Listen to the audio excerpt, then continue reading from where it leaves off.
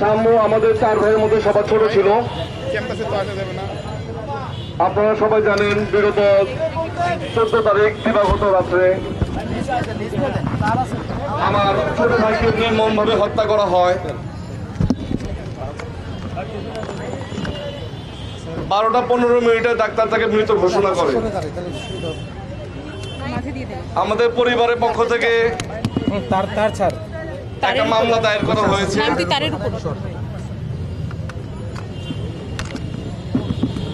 আজকে 5 দিন হয়ে গেল। আমরা মামলার অগ্রগতি সম্বন্ধে জানার জন্য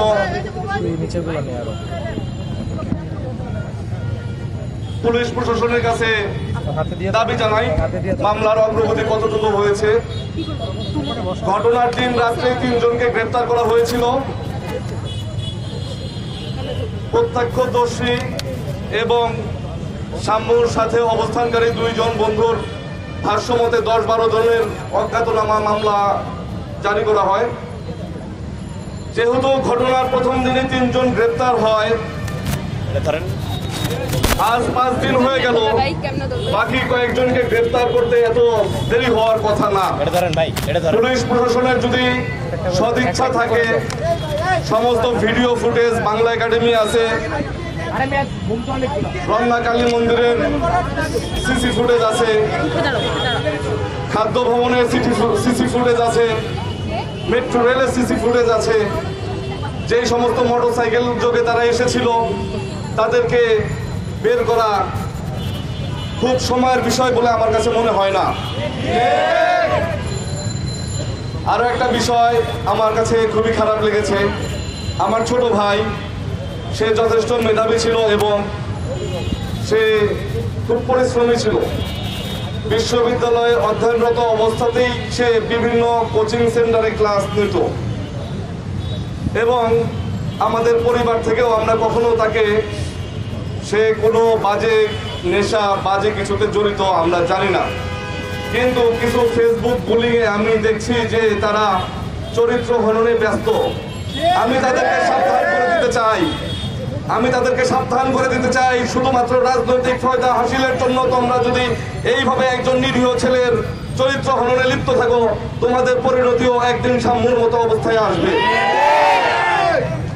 আমি বিশেষভাবে কৃতজ্ঞ জানাই সাম্যর বন্ধু বান্ধব, শিক্ষার্থী, ঢাকা বিশ্ববিদ্যালয়ের প্রক্টর স্যার, ভিসি স্যার, ঘটনার দিন রাত থেকে যারা আমাদেরকে সাহস শক্তি জুগিয়েছেন। আমি ধন্যবাদ জানাই ছাত্র দলের ছোট ছোট ভাই বোনদের, তারা আমাদের সাথে সবসময় ছিল, এখন পর্যন্ত তারা আমাদের যোগাযোগ রাখছে। আমাদের পরিবার থেকে তাদের প্রতি চিরকৃতজ্ঞ আমরা। আমি বিশ্ববিদ্যালয় প্রশাসন, পুলিশ প্রশাসন, সাম্যর সাধারণ শিক্ষার্থী সহকর্মী, সাম্যর বন্ধু বান্ধব সকলের কাছে আমার দাবি, আমার ভাইয়ের বিচারের নামে কোনো প্রহসন যেন না হয়, রাজনৈতিক ফায়দা হাসিলের জন্য যাতে কালক্ষেপণ করা না হয়, শিক্ষার্থীদের যাতে উত্তেজিত করে কোনো ফায়দা হাসিলের চেষ্টা না করা হয়, এদিকে বিশ্ববিদ্যালয় প্রশাসনের সজাগ দৃষ্টি রাখার আহ্বান জানাচ্ছি। আমি বিশ্ববিদ্যালয় প্রশাসন এবং পুলিশ প্রশাসনের কাছে দাবি জানাই, আমার ভাইয়ের মৃত্যুকে কেন্দ্র করে কোনো নিরপরাধ ব্যক্তি যেন ফেসে না যায়। আমার ভাই মারা গেছে, আমরা ভাইকে ফিরে পাবো না, কিন্তু আমরা এটাও নিশ্চিত চাই যে খুনি যাতে তার সর্বাত্মক শাস্তি নিশ্চিত হয়। আমার ভাইয়ের পরিণতি যাতে আর কোনো ভাইয়ের পরিণতিতে না পরিণত হয়।